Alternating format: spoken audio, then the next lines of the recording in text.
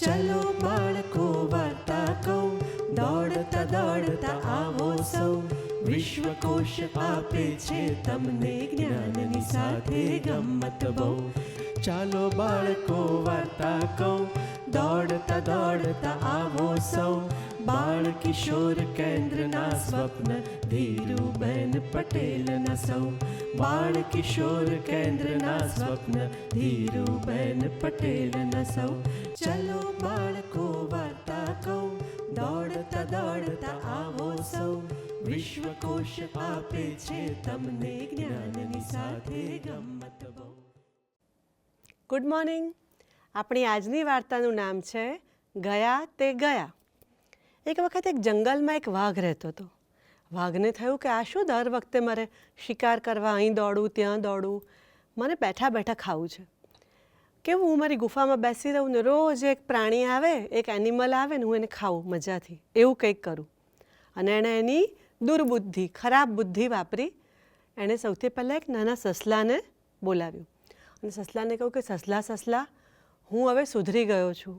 હું કોઈને નથી મારવાનો, નથી ખાવાનો, મારે બધાને દોસ્ત બનાવવા છે, બધા સાથે દોસ્તી કરવી છે. તું એક કામ કર, જંગલમાં જઈને બધાને કહે, મારી વાત તો કોઈ માનશે નહીં. સસલું બિચારું ભોળકું હતું કે સારું. સસલાએ જઈને જંગલમાં બધાને કહ્યું કે વાઘભાઈ હવે સુધરી ગયા છે, હવે કોઈને મારવાના નથી, કોઈને ખાવાના નથી, બધા જોડે દોસ્તી કરવાના છે. અને બધાને એમની ગુફામાં એમણે બોલાવ્યા છે. રોજ જજો એમની પાસે, પણ એક એક જણ જજો. બધા કે સારું. સૌથી પહેલાં ત્યાં જંગલ અને વગડાની વચ્ચે એક ભેંસ રહેતી હતી, એ જંગલમાં આવતી હતી. એ બહુ ભોળી હતી, એ માની ગઈ કે ચલો હું જઉં. ભેંસ ધીમે ધીમે ગુફામાં ગઈ, બોલાવ્યા વાઘભાઈ, ઓય હું આવી ગઈ છું. તો વાઘભાઈ કે અરે ભેંસ આવ આવ, આપણે ફ્રેન્ડ્સ થઈ જઈએ. એમ કરીને વાઘે એને હગ કર્યું અને ગળામાં બચકું ભર્યું અને મારી નાખી, ખાઈ ગયો. અને એને થોડા હાડકા, એના પગ એવું ત્યાં પડ્યું હતું. 2 દિવસ પછી હરણ કૂદતું કૂદતું ગયું. કૂદતું જઈને એને તો એટલી ખુશી થઈ કે વાઘભાઈ નહીં મારે. અને એણે પણ એવી રીતે જ વાઘને વાલ કર્યો અને વાઘ એને ખાઈ ગયો. હવે એ ત્યાં બહાર ઝાડ પર એક વાંદરી રહેતી હતી. એ વાંદરીનું નામ હતું લખુડી. લખુડી વાંદરીને ડાઉટ ગયો. એણે બધા પ્રાણીઓને કહ્યું. તો બધા પ્રાણીઓ કે ના ના, એવું ખરાબ ડાઉટ નહીં કરવાનો, વાઘ હવે સુધરે છે ને. લખુડી કે હું આની તપાસ કરીશ. લખુડીએ એની બહેનપણીને બોલાવી. એની બહેનપણી કોણ હતી? કીડીબાઈ. આટલા ઝીણા. એ લખુડીએ કહ્યું કે કીડી, તું એટલી ઝીણી છે કે તું વાઘની ગુફામાં જઈશ તો વાઘ તને જોઈ નહીં શકે. તું જા, બધી તપાસ કરીને આવ. ઓકે. અને કીડીબાઈ તો આટલા ઝીણા અને પાછા એમનો કેમેરો લઈને ગયા. કેમેરો એનાથી એ ઝીણો. અને કીડીબાઈ જેવા એન્ટર થયા ગુફામાં તો ગભરાઈ ગયા કે બાપરે, હવે જોઈ ગયા બધું. ફોટા પાડીને પાછા આવ્યા અને બધું એમણે જંગલમાં કહ્યું.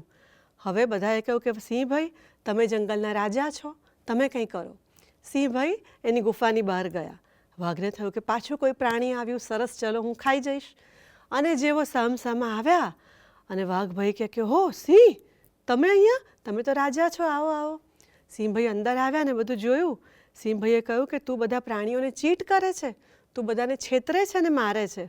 હવે હું રાજા છું અને હું તને સજા કરું છું કે તને હું મારા જંગલની બહાર કાઢી મૂકું છું, તને હું અહીંથી તગેડી મૂકું છું. વાઘભાઈએ બહુ માફી માગી પણ ના.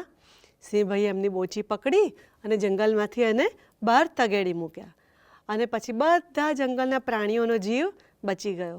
બધાએ લખુડીને થેન્ક યુ કહ્યું અને જંગલમાં બધા આનંદથી હસી ખુશીને રહેવા માંડ્યા.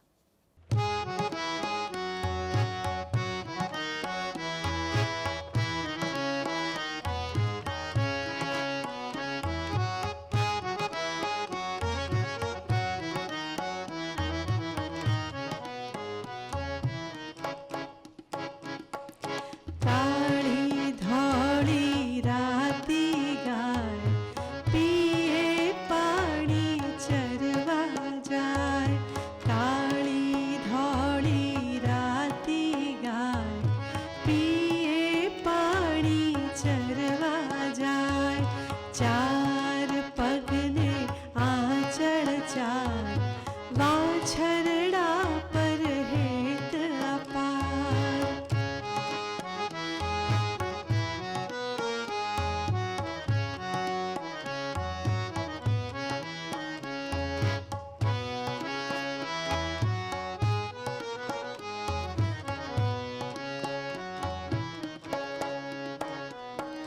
પગમાં ખરીને તેમાં ફાટ, સુંદર શોભે એનો ઘાટ, પાછળ પૂંછડા પર છે વાળ, તેથી કરે શરીર સંભાળ.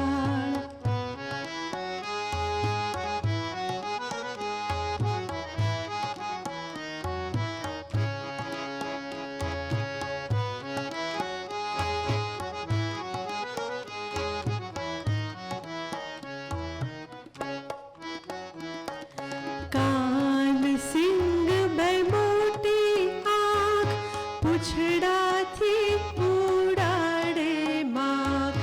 કાન સિંગ બે મોટી આંખ, પૂંછડાથી ઉડાડે માખ.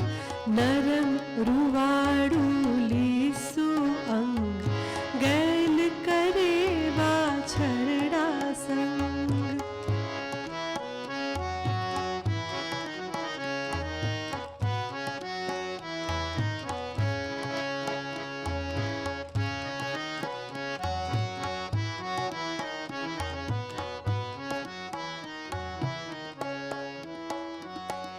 ને દૂધ તે ધો